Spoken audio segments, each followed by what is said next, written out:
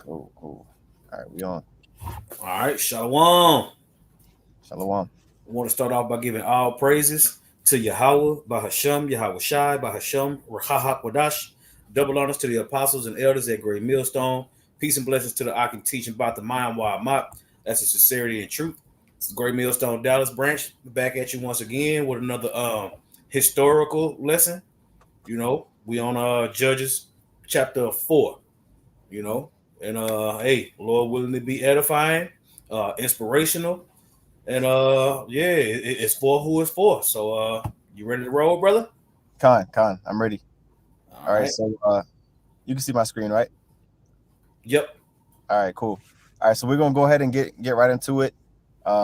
If you remember the previous lesson that we did on Judges chapter 3, with Ehud and Elgon, basically, you could see already a pattern.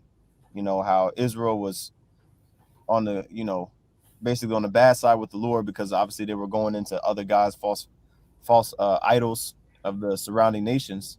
Okay, and they got sold back into slavery. So this is basically the cycle of slavery, and then redemption is being continued here.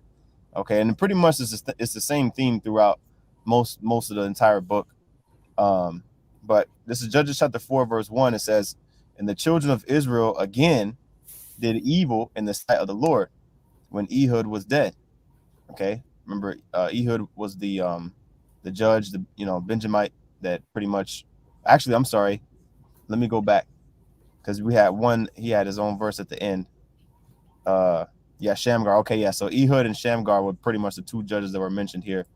But Ehud was the one that majority of the chapter was going into. Okay, that killed the king of Moab.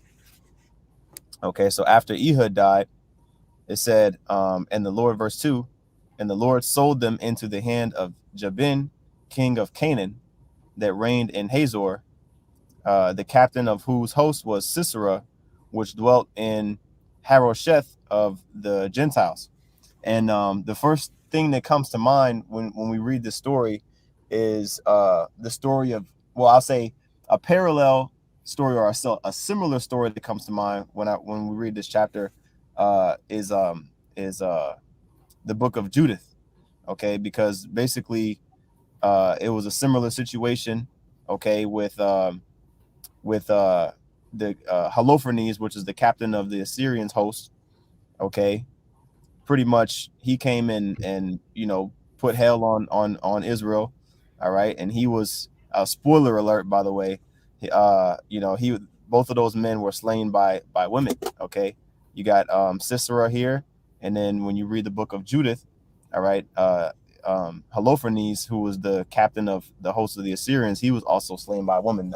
Like I said, getting a little bit ahead of the story, but just wanted to make that correlation.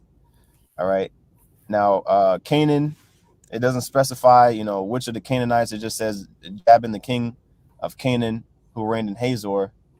All right, and what we're going to do is pull up these locations so we can get an idea. Okay, Hazor on a map, actually.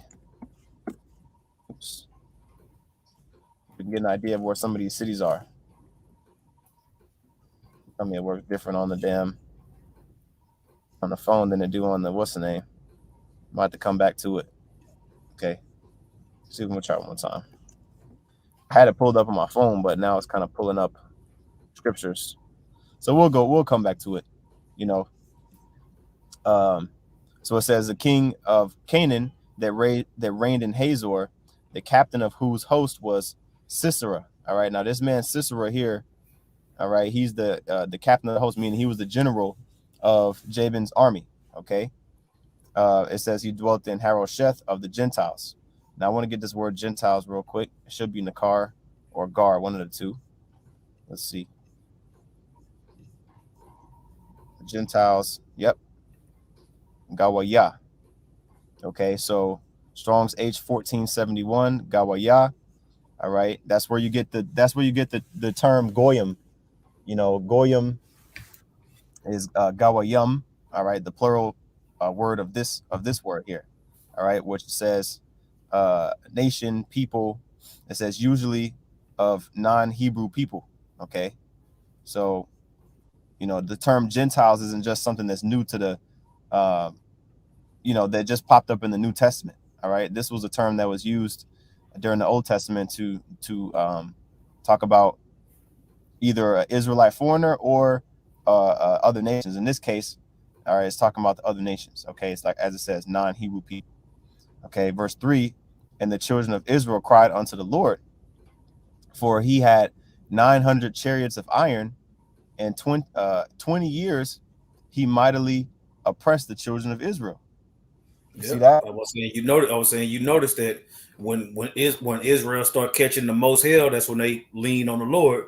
But then when the Lord deliver them out from the captivity, they get comfortable again. See, Jake got to be getting his ass whooped to call on the Lord.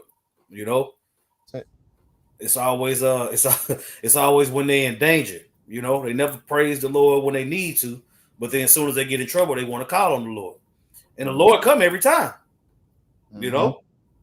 So you see that same sentiment today. You got all these groups. You got all these groups selling everything that they nailed down, talking shit, breaking the scriptures down wrong, doing whatever they want to do. Hebrew in a Hellcat, riding on horses. You got all this bullshit going. You know what I'm saying? And then as soon as Esau go upside their head, they go, oh God, oh him God, right? Nate down there died. Then all of a sudden it's about Yahawah, Yahawashi. But when he's healthy and in his pride, it's Most High Christ blessed.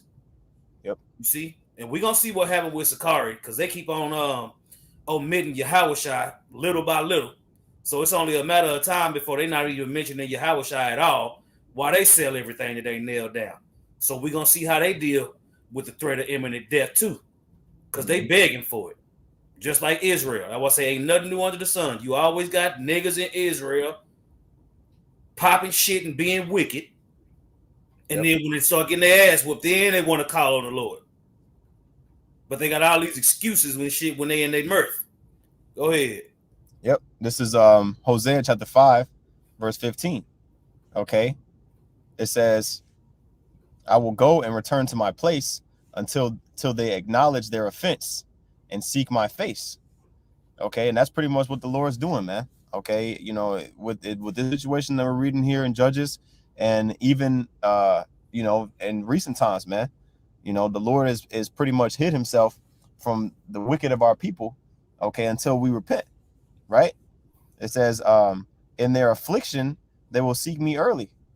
You see, and that's pretty much what happens. The Lord puts hell on us, okay, and then as a nation, I'll say the Lord puts hell on our people, and then that's when people want to start calling on the Lord, for help, using him as a lifeline. But when it was time to be on point, they didn't want to do that, right? And so that's why the Lord kept continuously putting us in these different situations where we had to call on him, okay? And that's in Baruch. I want to say Baruch chapter 4. You know what I'm saying? I'll get that real quick. Because that's the nature of our people, man. Okay, they want to stall and pretty much use the Lord as a last resort, you know what I'm saying? After everything else have failed, right? So this whole chapter is really good. Let's see a good spot. Yeah, I'll do verse 6. This is Baruch chapter 4 and verse 6. Okay. Even though the whole chapter is good, but I'll get to the point. You were sold to the nations, not for your destruction, but because ye moved the Most High to wrath, you were delivered unto the enemies. See that? And that's exactly what's going. That's pretty much the entire theme of this book of Judges here. I was saying you can read a couple more verses down. Yeah, that's what I was going. Yep. Where we at? Yeah, read verse 7. It says, For ye provoked him that made you by sacrificing unto devils. That's what I'm saying, man. Money, filthy lucre, pride, all these things will get you jacked up, man. You see? For the love of money is the root of all evil. You see, you got niggas selling prayer, bro. Yep. These niggas are praying with their head covered, charging you to pray for them. Charging you charging you so they can pray for you with their head covered. Let that sink in. Let that sink in. That's what Jake doing. But then watch how they respond when that hell hit them. Okay? Watch how they respond. You got it. Con. It says, ye have forgotten the everlasting power that brought you up, and ye have grieved Jerusalem that nursed you. See that? Mm-hmm. So pretty much the Lord gave us the ability to thrive in the land. And pretty much as soon as we got up in that mug, we started going balls to the wall berserk, man. You know, with these other philosophies and other gods, other idolatrous ways, right? As it says, sacrificing unto devils, meaning what? Sacrificing unto demons, unto spirits, unto false gods. Okay. And we forgot the Most High that brought us up, you know, that nursed us in the wilderness, that kept us alive every day with the manna, you know, led us into the promised land. You see, it says, actually, you know what? I'm gonna stop there. It's a good, you can read the whole thing. It's pretty much like a poem almost, you know what I'm saying? But I'm gonna stop there and go back to this. I wanted to try one more time with this. I'm gonna search it a different way real quick. My phone is working just fine. I'll make sure this works. Okay. Bible Atlas. Okay, that's what it is. I'm tripping. I was using Bible Hub. This is an extension of Bible Hub, Bible Atlas. All right, so here we go. So Hazor, because let me go back to the scripture here in Judges 4:2 real quick, where it says, the Lord sold Yahawah sold them into the hand of Jabin, king of Canaan, that reigned in Hazor. Okay, so now that we got the right website up, Hazor, all right, as you can see right here, the royal city of Jabin, which before the Israelite conquest seems to have been the seat of a wide authority. And gives a precept here.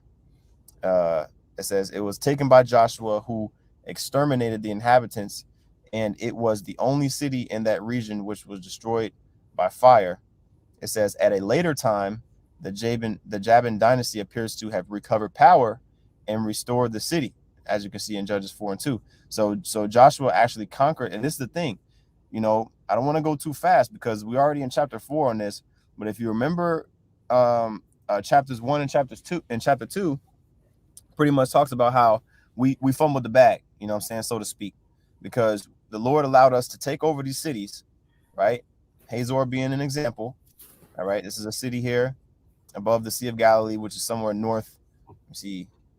Somewhere north, Sea of Galilee. So it would be, yeah, Naphtali, as you can see here. This is in the land of Naphtali. So this is the land allotment of Naphtali, but you got a Canaanite, okay, pretty much, you know, coming back into power in Naphthalite territory, if you will, right? Which should not have happened, right? So going back to this deal here, okay, oh, that actually, okay, pretty much talks about it, and there's more history on this city, you know, but this is good stuff right here. Okay, so let's go back just to kind of set the tone. This was a city that this king was ruling out of, which was out by the Sea of Galilee, okay, in the north, right? So dropping down back to Judges chapter 4, okay, and verse 4.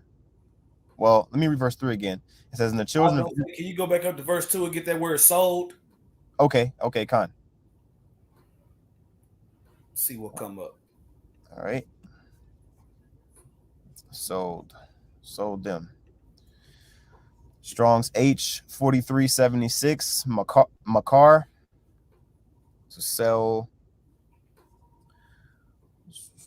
to be given over to death. Man, shit. Right? Yep. To be given over to death, because the Lord don't need no money from the heathen. So you want to make sure you look that up to see what happened. And when you're in captivity, you subject to everything, all the punishments for going off. You see? So I just want to throw that out there. We can move on. Con, that's good stuff. Yep. Sell as merchandise, you know, pretty much, you know, yeah. We're giving it over into the hands of our enemies. Okay. It says in verse 3, and the children of Israel cried unto the Lord, for he had 900 chariots of iron. Okay, which basically, at that time, that was like the most advanced weaponry you had, because you had, chariots, which they would basically carry, the horse will pull it. Matter of fact, let's do it like this. Hey, I'll be right back, brother. Con. Okay, chariots of iron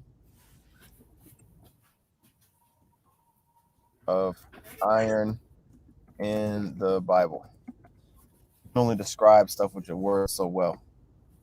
I want pictures. Chariots of iron. I don't know if it's gonna pull up anything good. Let's see. Nah, it's not really. It's kind of pulling up examples. Okay, here we go. This is a good one right here. Of course, it's going to show small. All right. But pretty much how this will work is if you had a chariot, okay. This is a chariot, by the way. And so you'd have the horse, okay, or two horses, depending on how, the chariot was set up. This one has a 2-horse setup, right? Basically pulling this man here sitting on this chariot. This is what a chariot is. Now, if you had a chariot of wood or something like that, maybe if you set it on fire or whatever, it'd be good to go. But it's also weaker. It's a little bit lighter, but a chariot of iron, that's going to be strong. You can't just break that down. And you can see if you zoom in, okay, he has a bag of weapons he could pick. Let's see if it lets me go to a better definition of this here. High def. What the hell with it? I don't know if it's gonna let me. Okay, here we go. Chariot right here. You can see the 2 horses pulling the chariot. Okay. Here we go. These are examples. These are good examples, right? So these are the different types of chariots that was used in the ancient world. Okay. It says the chariot was a complex, beautifully functional piece of design. It had a body, wheels, axle, chariot pole, and a yoke, plus a range of fittings to hold weapons such as quivers, bow cases, sheaths, and stands for axes and spears.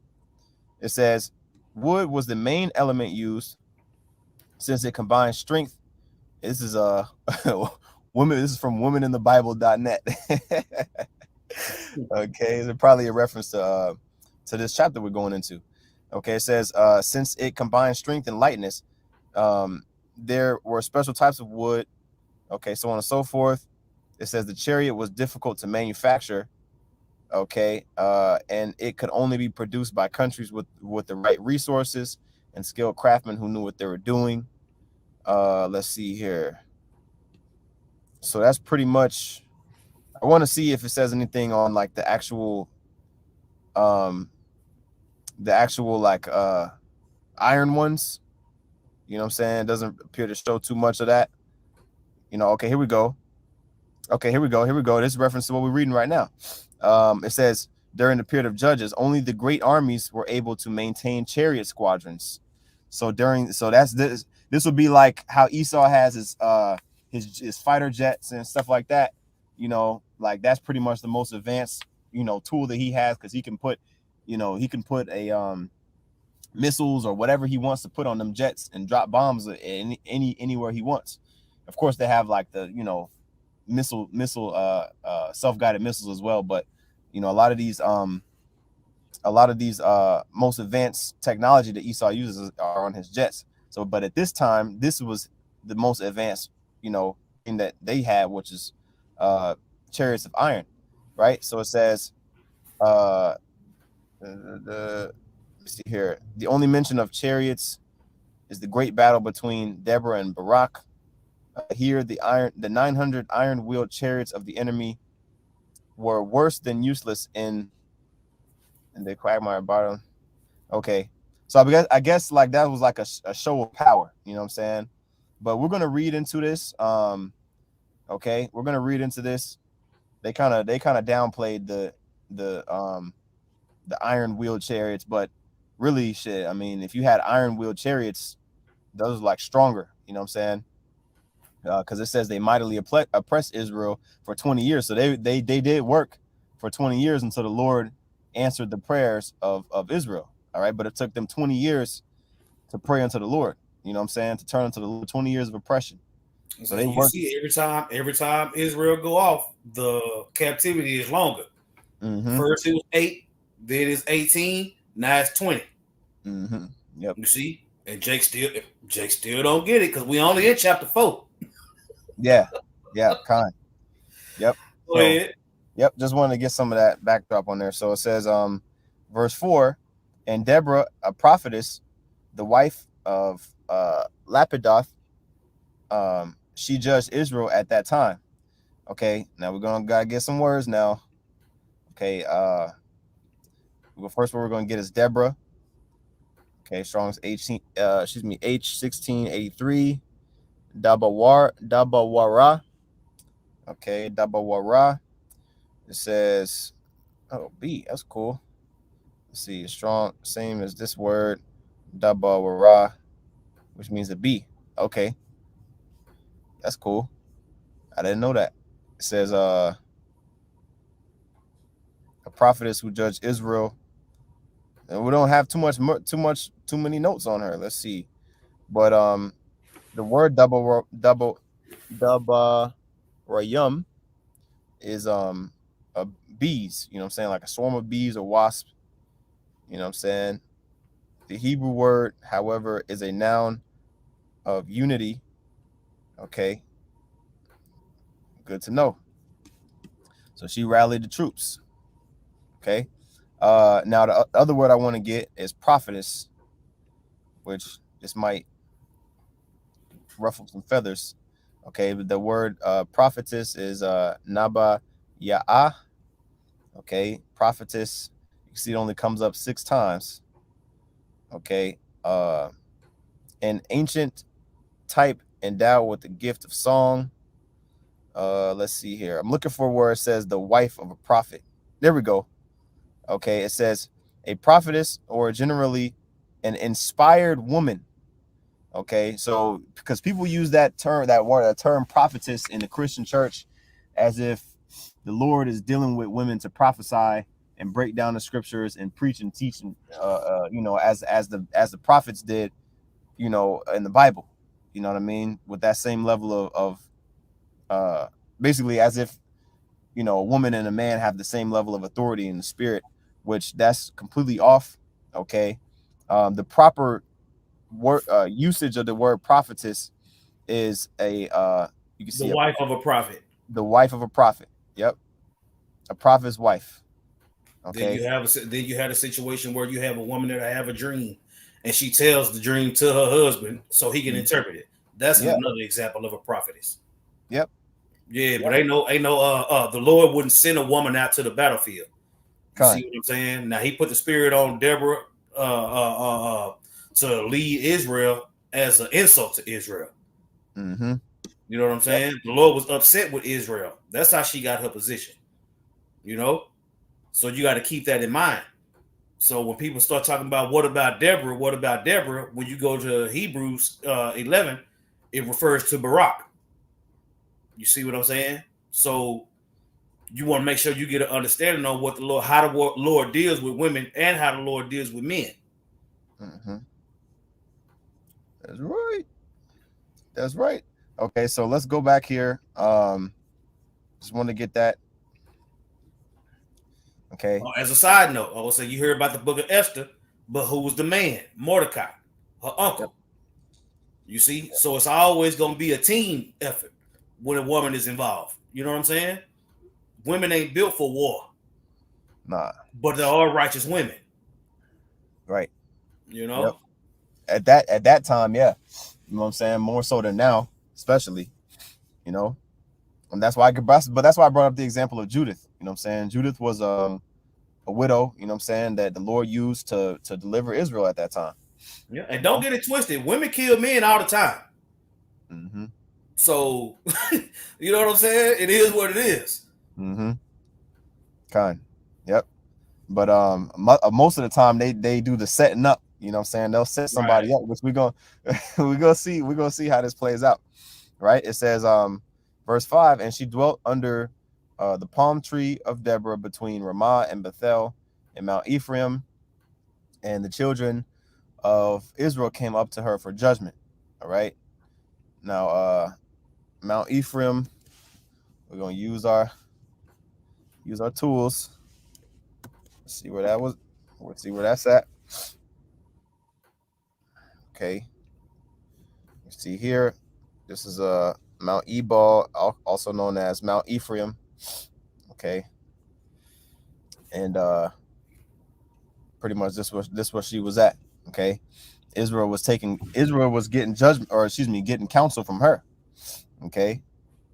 And like you said, Zaquan, that's pretty much an insult, you know, showing that there was no, the Lord didn't set no men up, you know what I'm saying, to take that role of a judge. And Deborah was pretty much, you know, being used as a tool to, you know, let Israel know, hey man, y'all need to snap it to a Slim Jim, because you got a woman ain't supposed to be ruling, but here it is, a woman was ruling at that. You know, I'll say a woman was being used by the Lord, you know what I'm saying, to kind of guide you know, what the next plan of action was going to be. So we in chapter 4, we are already messed over 3 judges. Mm-hmm. You see, yep. And before we got to the book of Judges, after Joshua died, they acted up. After Moses died, they acted up. Mm-hmm. You see, so it's a soon to be ending cycle. Mm-hmm. Yep, that's right. Yep, it says in verse 6, and she sent and called Barak the son of Abinoam out of Qadash Naphtali, okay, which Qadash Naphtali, that's look like Qadash Naphtali, you know what I'm saying, holy Naphtali, right? It says and said unto him, hath not the Lord the power of Israel commanded, saying, go and draw toward Mount Tabor, and take with thee 10,000 men of the children of Naphtali and the children of Zebulun, right? So pretty much, again, the Spirit hopped on Deborah, you know, to summon a capable man to go ahead and just you know, get rid of these Canaanites, right? That was ruling in what city was that was ruling in Hazor, right?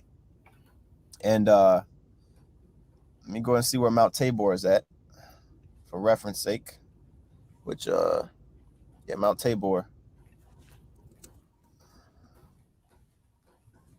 Okay, Mount Tabor. Okay, here we go. Here's Mount Tabor right here, which is south of the Sea of Galilee. You got Hazor up here. Mount Tabor is kind of down here a little bit. Okay, still up in the north though, because Galilee, anytime you see Galilee, you can see in reference to this map down here, it's up there in the north, you know, as compared to like the Dead Sea, more so in the south, when you got the Jordan River connecting those two. All right, but this is up here in the north. Okay, going back here, it says verse 7, and I will draw unto thee and I will draw unto thee to the river Kishon Sisera. All right, again, Sisera was the captain of the host of Jabin. Yep, the captain of the host of Jabin. Okay, and this is pretty much a prophecy right now. All right, that Deborah's saying, look, I'm going to bring Sisera to you. Okay, it says the captain of Jabin's army with his chariots and his multitude, and I will deliver him into thine hand. Okay, so this is pretty much a prophecy, man. The Lord is working through Deborah to say this, right? And it says in verse 8, and Barak said unto her, if thou wilt go unto me, if thou wilt go with me, then I will go. But if thou wilt not go with me, then I will not go. Okay. And so just as a footnote, Barak, which means bless or get it. Okay, but Barak. Oh, okay. Excuse me. Stand corrected. Barak with a qua at the end. Okay. Barak. It says lightning or flash. Okay. I thought it was Barak with a ka at the end, which would have been blessed. But this is Barak with a q, or excuse me, with a qua at the end. Okay, meaning lightning or flash. Let's see here. Anything else? Lightnings applied to the brightness of a sword. Pretty cool. Okay, good to know. All right, so it says in verse 9, and she said, I will surely go with thee, notwithstanding the journey that thou takest shall not be for thine honor, for the Lord shall sell Sisera into the hand of a woman. Right? So again, she's prophesying here because this is before it actually happened. So, you know, she's saying what was going to happen before it happened. Now, keep in mind the word sell, right? When it got sold earlier. So what did the Lord use her to do? Get rid of this boy. You know what I'm saying? That's right. Right. So, and then it says, when it says, notwithstanding the journey that thou takest shall not be for thine honor, meaning it would have been an honor, you know, for Barak to be able to kill Sisera, right? But that didn't happen, right? He wasn't given that honor to kill him. It was, you know, pretty much like a, you know, a what's that called in boxing, where when you get a knockout, was a TKO. Yeah, it was more of a TKO, like, well, you know, like, okay, you didn't knock him out by the 10 count, but you know what I'm saying, they had to wait the fight. You know what I'm saying, they had to stop the fight. So it's like, okay, it's still a win, it's still a W, but it's not as glorious as that knockout. But it says here, and Deborah arose and went with Barak to Qadash. All right. Now Barak, and again, that was in this area here. Oops. In the area here of Mount Tabor. Okay. So let's go back here.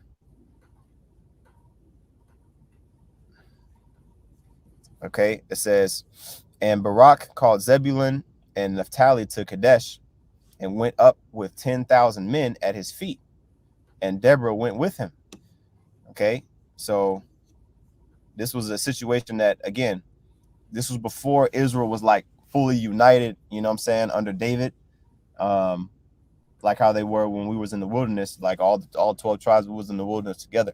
You know, a lot of times it wouldn't necessarily be the whole, like all of the 12 tribes just getting under captivity like how we are now.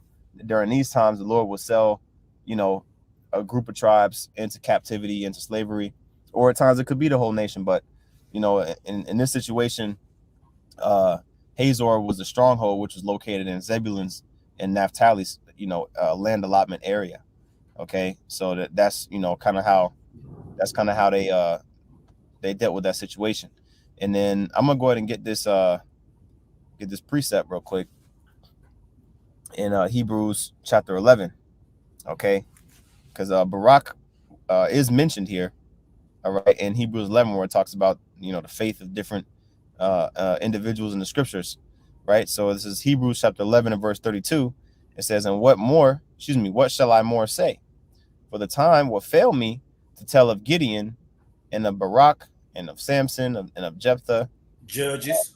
Yep, that's it. And of Samuel also, and of David also, and Samuel, and of the prophets, right?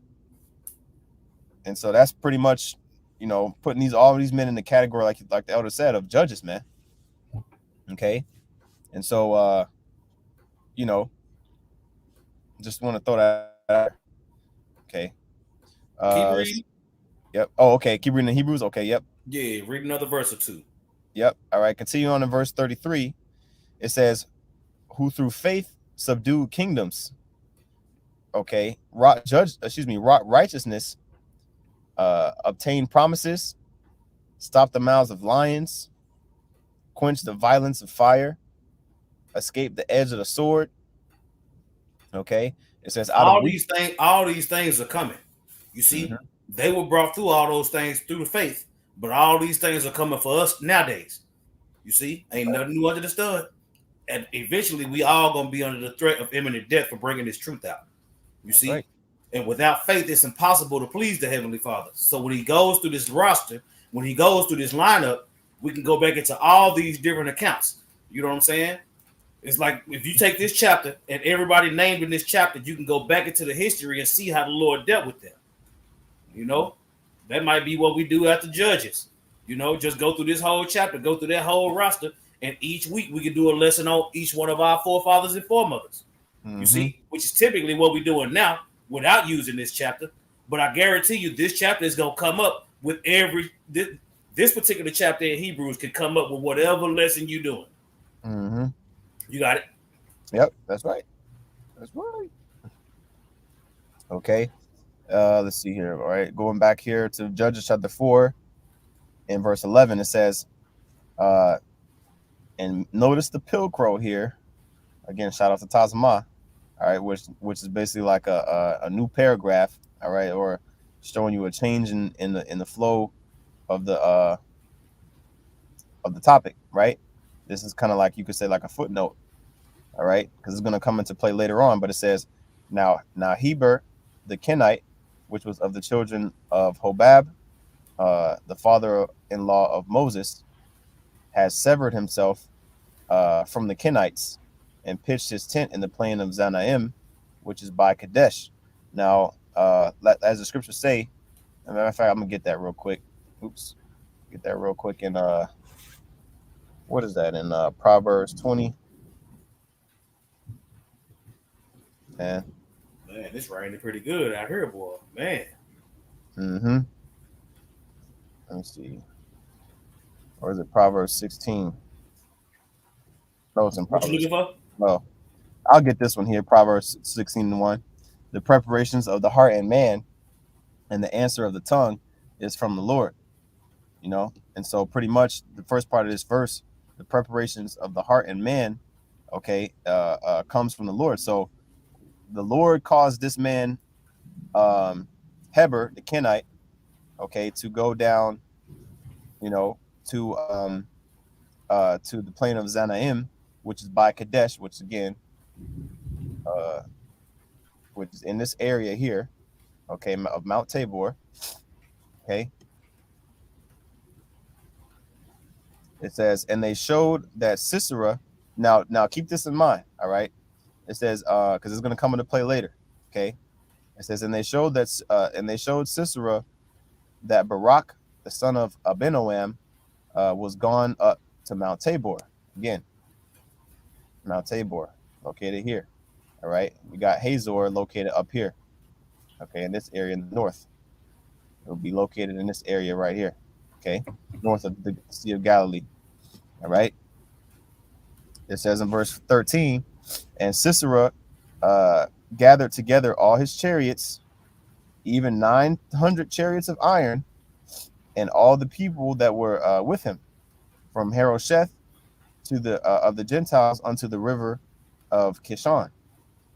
Okay, and let me see here. Here's the Kishon River right here. You can see. I don't know if y'all can see that. There's the Kishon River right here. Okay. So going back here, it says, so he gathered together his army, and Deborah said unto Barak, up, for this is the day in which the Lord hath delivered Sisera into thine hand. Right? Is not the Lord gone out before thee? So Barak went down from Mount Tabor, and 10,000 men after him. Okay. So pretty much Deborah was like, hey, look, it's time to get active. Right? You know, Spirit hopped on Deborah to let Barak know it's time to go ahead and go down and take over Sisera. Okay, it says, and the Lord Yahawashi discomfited Sisera and all his chariots and all his hosts with the edge of the sword before Barak. So keep in mind, these guys, you know, these Canaanite men, they had advanced weaponry. Okay, really, Barak was at a disadvantage. You know what I'm saying? Because they didn't have the level of weaponry that Sisera and his army had. But the Lord says the Lord discomfited them. I'm gonna get that word discomfort real quick. Mm-hmm. You know what I'm saying? Lord discomfited. The word here, Strong's H2000. All right. Hamam. Okay. To move noisily, to confuse. Okay. To discomfit, make a noise, to break, consume, crush, destroy, trouble, vex. Right. To put in commotion. I'm say to confuse.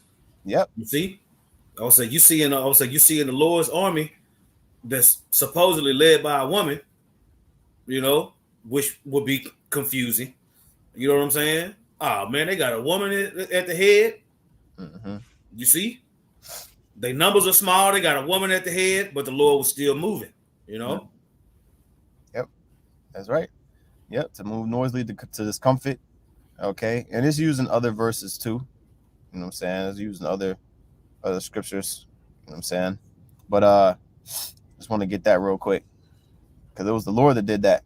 All right, and consequently, all the hosts was slain with the edge of the sword. Okay. It says, so that Sisera lighted down off his chariot and fled away on his feet. All right, so he got off of his power source. That was his God. That was the thing that he trusted in, right? And he fled on foot, right? But Barak pursued after the chariots and after the hosts. Okay, unto Harosheth of the Gentiles. All right, so let's get this word. I'm sorry, this location real quick. Pull this up. So they were here. Okay, in Mount Tabor. Now let's go to Harosheth. Okay, see where they went. All right, so here's Mount Tabor here. They went all the way over here. All right, pretty much fled all the way, pretty much across Israel, across this valley. Okay, from Mount Tabor to Harosheth Hagoyim. All right, which is of the Gentiles. Okay, and let's see, this one don't got any. This saying. Okay, mentions it here. This is the place when Sisera led his hosts to Kishon against Deborah, which discomfited the and leaderless army fled after their defeat. Let's see here. So that's pretty much the good one. That's pretty much the goodness of that. So let's go back here. It says, all right, okay, verse 17. It says, howbeit Sisera fled away on his feet. Oh, I'm sorry. I think I skipped a verse. I did. Yeah, 16. Yeah. Verse 16, it says, but Barak pursued after the chariots and after the hosts unto Harosheth of the Gentiles, and all the hosts of Sisera fell upon the edge of the sword. And there was get that precept, one shall chase 1,000. Mm-hmm. Yep. This is what calling on Yahawah Hashem Yahawashi will do. You see, we started the chapter talking about how Israel went off, and then they start catching hell, and then now that they calling on the Lord, this is how the Lord works when you call on it. You see, that's right. All right, this is this is Deuteronomy chapter 32 and verse 30. Okay, it says, actually, I'll start at verse 29. It says, oh, that they were wise, that they understood this, that they would consider their latter end, how that one should chase 1,000, and put 10,000 to flight, except their rock had sold them, and the Lord, Yahawah Shai, had shut them up. Now you see that rock is uppercase. Yep. So pull that real quick. Mm-hmm. Right, and we got that word sold earlier, right? Mm-hmm. Except our Lord set us up to get offed. Go ahead. Mm-hmm. That word rock is Tazawar. Tazawar, Strong's H6697. And it says rock, strength. Let's see here. Rock of the Most High. I want to scroll down and see what else it says. Figuratively, okay, here we go. Generally, it says generally a rock or a boulder. Figuratively, a refuge. Our rock, who is Yahawashi. Yep. You see? You Our see. Lord. You see? Yahawah Shem Yahawashi, man. You got it ain't one without the other, man. If you diminish Yahawashi, you diminish Yahawah, whether you know that or not. You see? And Yahawashi ain't everybody's rock. Nah. You see? Go ahead. Yep. It says figurative of the Most High, used 33 times, right? As a support and defense of his people, right? And it gives all these scriptures, you know, Psalms 31:3. For thou art my rock and my fortress, therefore for thy name's sake lead me and guide me. Another one here, Psalm 67 and 7, 62 and 7. And the Most High is my salvation and my glory, the rock of my strength, and my refuge is in the Most High. Yeah, and I was saying, you know, going through the scriptures, that in the Old Testament, it was about Yahawah until he turned his back on us for being wicked and continuing to go off. So then he set up his son.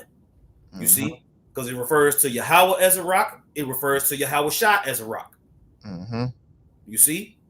So either way, I would say you need both. You need both. You can't just go to Yahawah, especially with your head covered in a fringe miniskirt on. Yeah, we need Yahawashi, man. You know? That's right. You got it. That's why King David said, the Lord said unto my Lord. He included both of them. Keep on playing.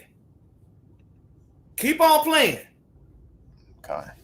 Go ahead. Yep.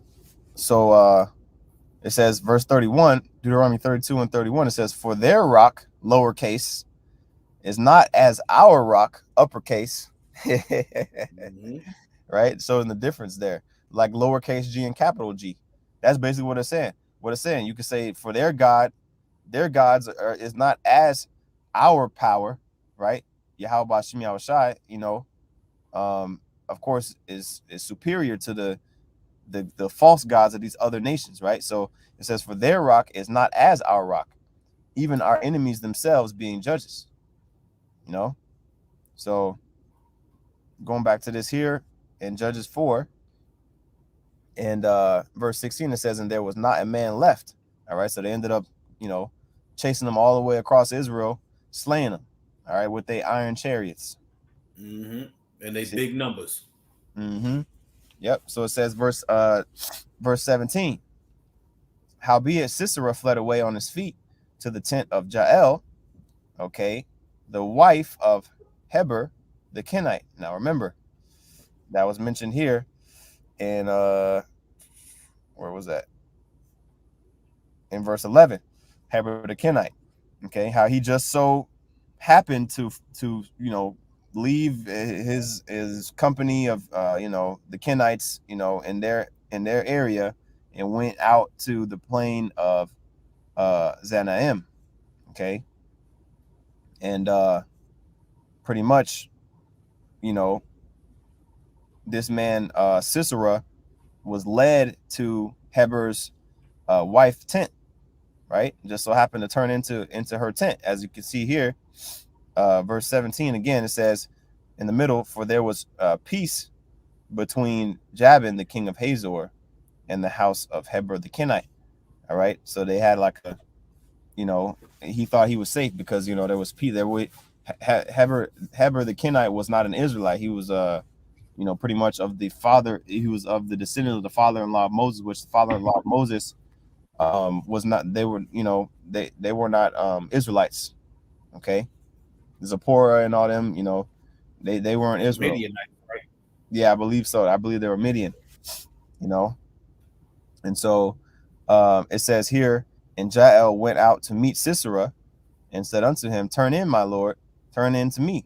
Right. So he would have never did this if it was like an Israelite, household or anything. It was this is pretty much this Jael was a heathen. You know what I'm saying? And again, it was a situation where he felt, refuge. He sought refuge in her tent. Right. So it says, and she said unto him, turn in, my lord, turn in to me, fear not. Right. So right. So it says, I'm laughing because what's about to happen next. It says, and when he had turned in unto her tent, she covered him with a mantle, right, like a blanket, made him feel all nice and warm and at home. Okay. It says, and he said unto her, give me, I pray thee, a little water to drink, for I am thirsty. Right. And she didn't give him water. She gave him, it says, and she opened a bottle of milk and gave him drink and covered him. Right. So he's like, all right, shit, milk is better than nothing. So he took that. She didn't give him any water. She gave him milk. It says in verse 20.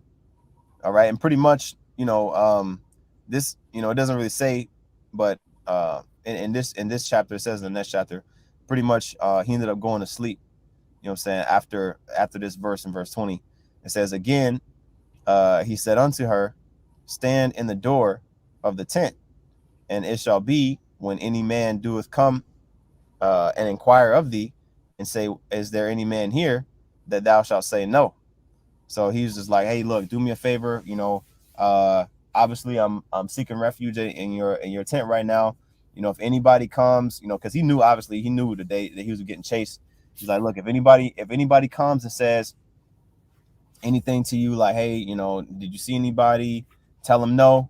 Tell them you didn't see anybody, even though I'm here in your tent seeking refuge. Just lie to them and tell them, no, you didn't see nobody. Right. And pretty much, in between verses, he ended up going to sleep.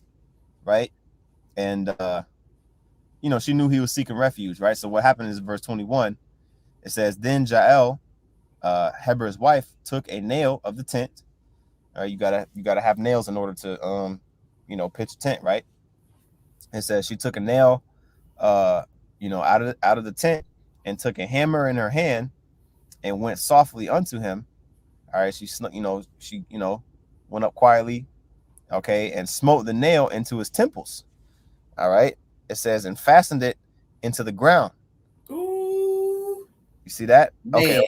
Yeah, I'm talking about she nailed this nigga to the ground. Literally. Yeah. Went through his head. That's what I'm saying. One side of his head, through his head, into the ground. Mm-hmm. Okay, yep. Let that sink in. Mm-hmm. You got it. Yep. He could have been maybe like laying on his side, or whatever. You know what I'm saying? Because the temples is the sides of your head. So he could have been laying on his side or whatever. Head like kind of sideways laying or whatever, and then she took that nail and smoked that mug. He's what you would call a shoulder sleeper, man. Sleep on your side, side sleeper, yeah. So imagine if he slept on his back, it went through his forehead, through the back of his head into the ground. Yeah. Or if he was a front sleeper, if he sleep on his stomach, it would have been through the back of his head and came out the front and into the ground. But either way, she nailed his ass to the ground. Yep. Permanent. That was his last resting place. Yeah. You know what I'm saying? All right. It says it does say it. I misspoke earlier. I didn't think that it said in this chapter.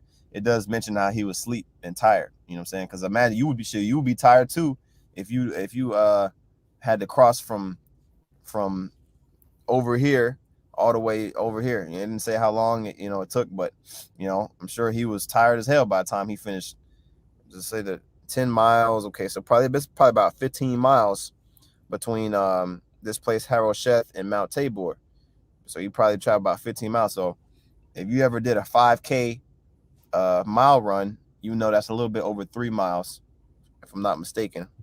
No, I'm sorry, 5K. I don't know what's up with the what's the name. What's up with the? But yeah, I believe it's around 3. Around 3 miles. Yeah, that's right. A 5K is around 3 miles. You know what I'm saying? Which that takes for, I mean, if you can do a 5K under 25 minutes, you know, you got to be in shape in order to do that. You know what I'm saying? So it probably took the relief of thinking he was in a place of refuge. You Yeah. see, you tired from running and being on the run. That first sleep you get is based on fatigue and relief. Mm-hmm. You know, he didn't have nowhere to rest his head until he got there. Mm-hmm. You know, so you know that's some of the best sleep you ever get when you relieved. Mm-hmm. That's right. Ain't no telling what was in that milk. Yeah, it was some, well, you know that some warm milk and cookies, man. He went fast asleep, fell fast asleep. Yeah. Man, that milk, man, and put your ass to sleep, boy. You know, and that's what happened. You know, he was out of there, blowing snot bubbles and everything. Man. Right? Just a little side joke, but yeah.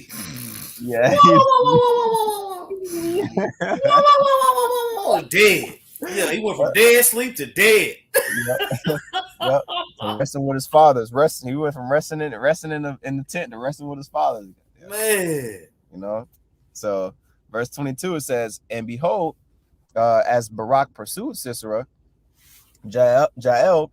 Now, but okay, so let's pause real quick. What possessed her to go to not only let him into the tent and give him the milk and make him feel comfy and tuck him in the bed, all right, and then go from that to just go and just put him to death? You know what I'm saying? The spirit of the Lord, you know, the Lord hopped on her to do that. You know what I'm saying?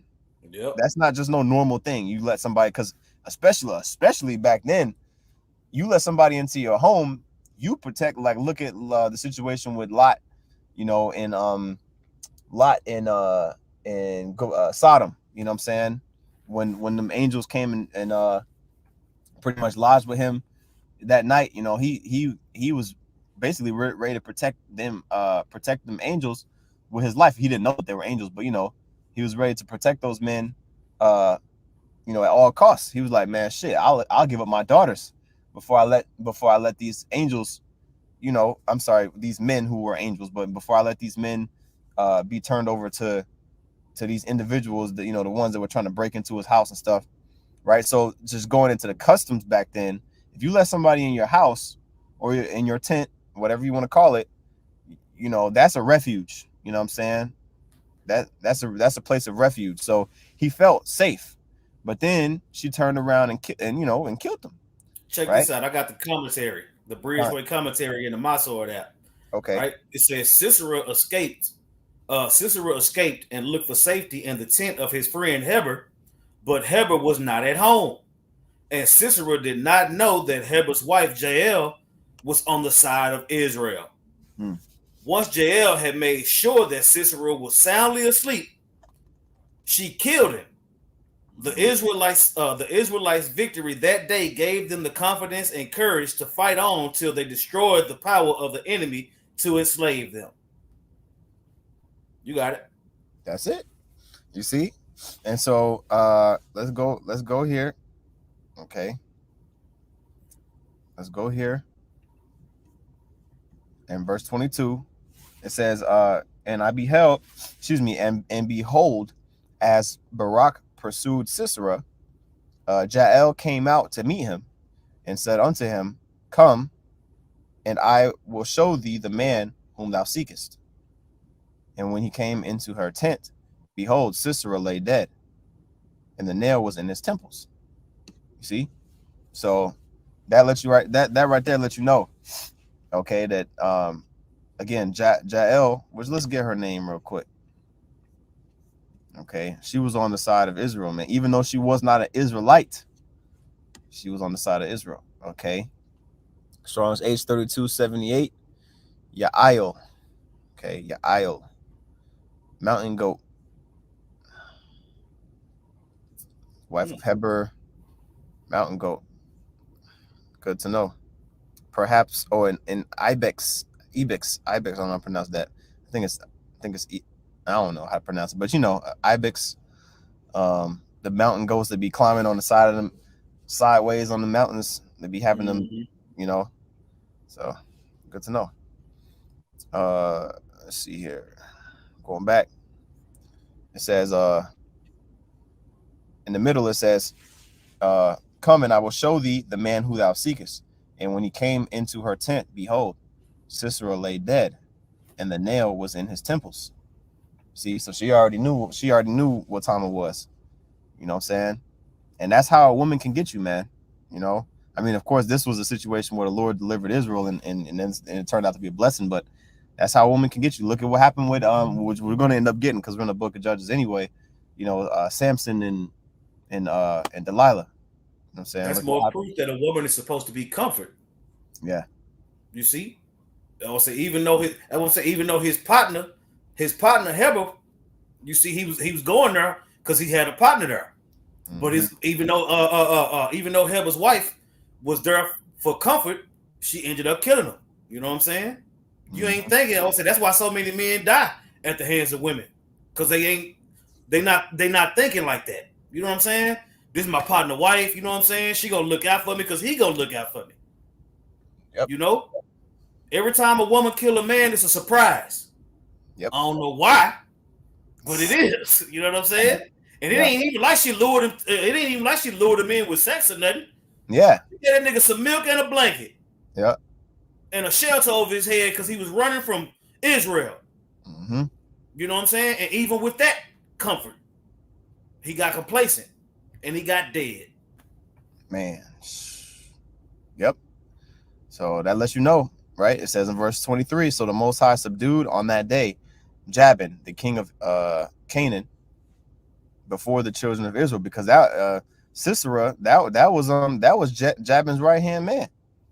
He was the captain of the host.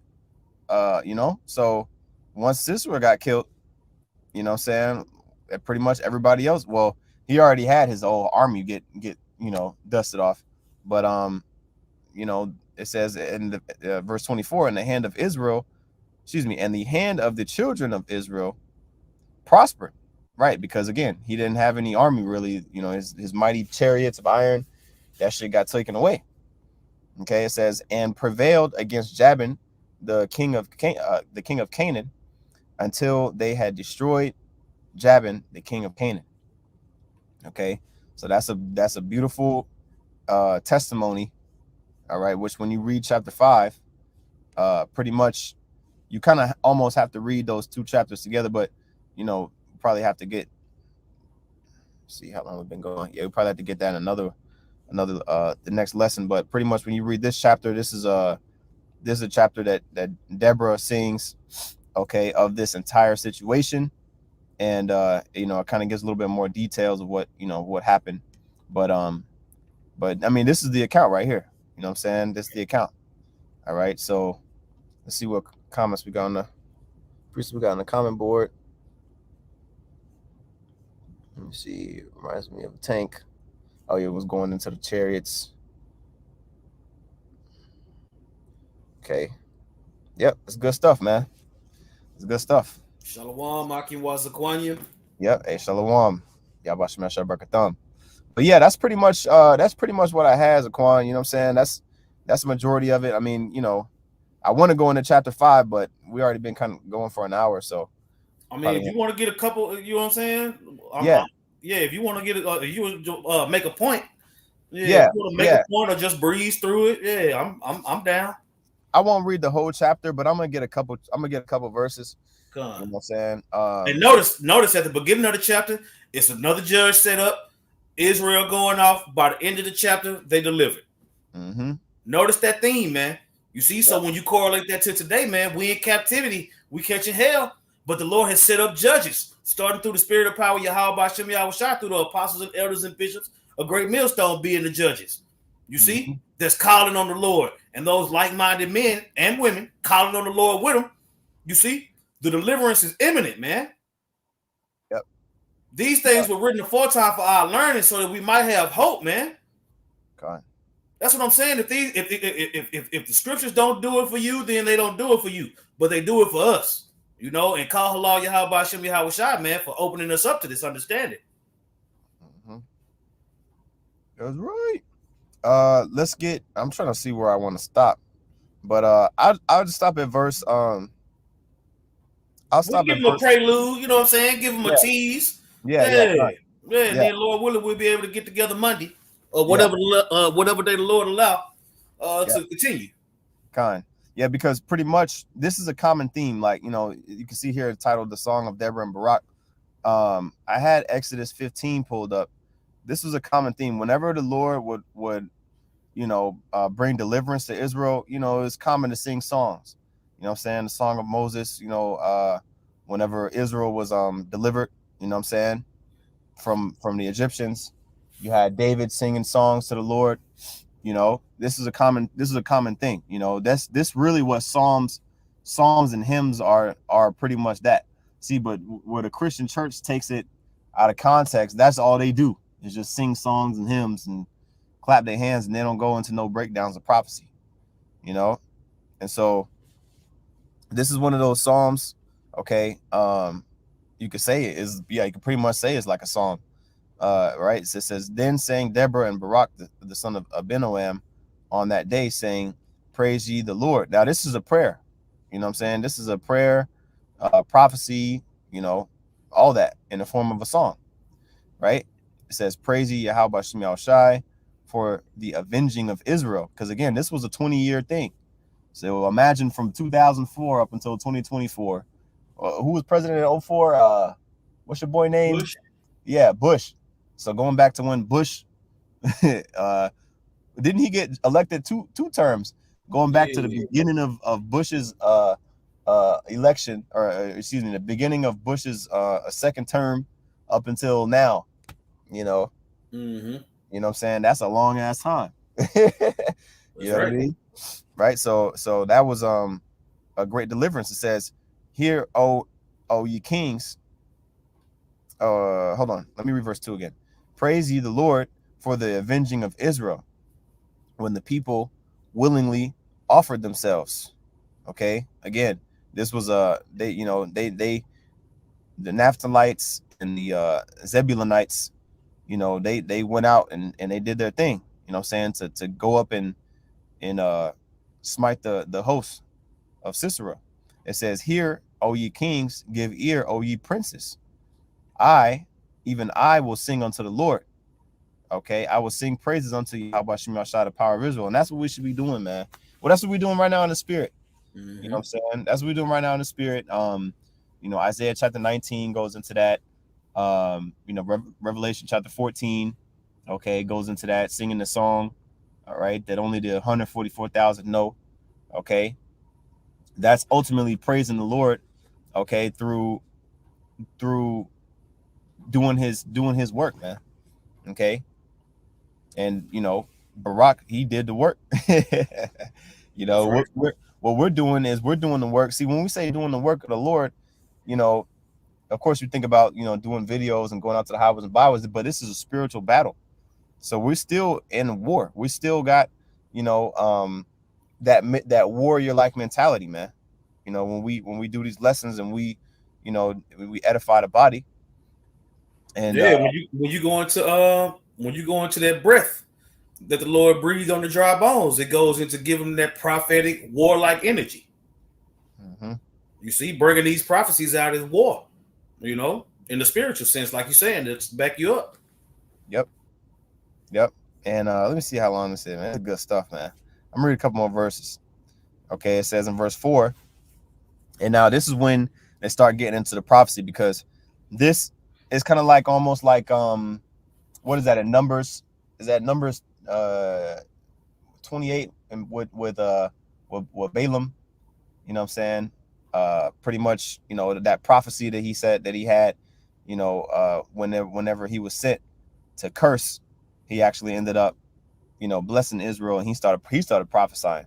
This is kind of like, you know, but he started going in. He was going in on Amalek. He was going in on the other nations. Like he brought up things that didn't necessarily pertain to that specific situation at the time. You know what I'm saying? That, you know, that he prophesied. Same thing here. You know, they started going in, like they started prophesying. You know, those praises started going and turning into prophecies, right? It says, the Lord, verse 4, when thou wentest out of Seir, okay, which Mount Seir, that's where Esau is from. That's Esau's stomping grounds. It says, when thou wentest out of Seir, when thou marchest out of the field of Edom, the earth trembled. Okay. And it says the heavens dropped, the clouds also dropped water. All right. So why is Edom being mentioned? Why is Mount Seir being mentioned? All right, when Israel is being delivered from the Canaanites. Okay. Pretty much when Esau gets judged, okay, that's going to be that ultimate deliverance. All right, you know, going pertaining to the times that we're in now. Okay, because you know, might as well go read all the way down to verse 11. All right, to back up my point, you know, this is prophecy in here too. Okay, the earth trembled and the heavens dropped, the clouds also dropped water. Now, did this happen on that specific day? It doesn't say it that it did that happened you know, during this time. Okay, this is more so pertaining to salvation in general. Okay, when Yahawashi returns, man. Okay, because it says what? The mountains melted from before the Lord. And the precept that comes to mind is in Haggai chapter 2. I believe that's in Haggai chapter 2. Let's see if that's a cross-reference in here. Or Habakkuk, I meant to say, not Haggai, I'm sorry. Habakkuk 3. That's it. Habakkuk chapter 3. Oops, I clicked the wrong one. Habakkuk. Oh yeah, Habakkuk. There we go. I thought it was in chapter 2 as well. Might be, but Habakkuk 3. Because this talks about the return of the Lord, right? It says, see here. Yep, it says, the mountains saw thee and they trembled. The overflowing of the water passed by. It says, the deep uttered his voice and lifted his hand on high. Okay. Yep. The sun and the moon stood still in their habitation. At the light of thine arrows they went, at the shining of thy glittering spear. Okay, so this is going into dark sayings, man. All right. Basically, the breakdown of this is when the Lord starts, you know, raining them ICBMs on this place. Okay, everything is going, you know, basically is like going to be as if time stood still. And what's that movie, The Day the Earth Stood Still? You know, basically when all hell broke loose, when you go into that movie. But basically whenever you see like things like the mountains bowing or the mountains melting, you know, of course we go into like the mountains being resembling of governments, right? You can make that correlation how the Lord is gonna, you know, jack up these other nations, all right, cause them to melt. Okay, and also the actual terrain itself, because when the missiles hit, you know, it's gonna be rearranging, you know, stuff's gonna be getting rearranged. Gonna be some furniture moving. Yeah, kind of, for real. You know, the walls get knocked down, all that. Let's see here. So verse 6, yep, broke down verse 5.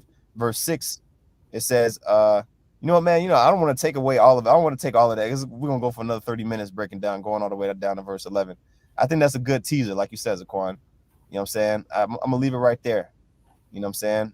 As a footnote, just letting it be known that this chapter here, Judges chapter 5, is going into how, you know, it was sung because we were delivered in this instance that we just read in Judges 4, but it goes into this prophecy in here, all right, that we use. You know what I'm saying? We go into this, you know, prophecy that pertains to today, as I just explained here in verses 4 and verses 5. So I'm gonna pretty much stop it there. You know what I'm saying? So that way we actually have something to go into next week. Okay, yeah, so that's all that's on the common board. Yeah, that I think that should suffice. The Did you have anything else you wanted to add? Notice the theme, man. Notice the theme in the spirit and correlate it to today, man. You have to. You see, that's why these. Matter of fact, let's end with Romans 15:4. Okay. All right. Let me pull this up here. Romans 15:4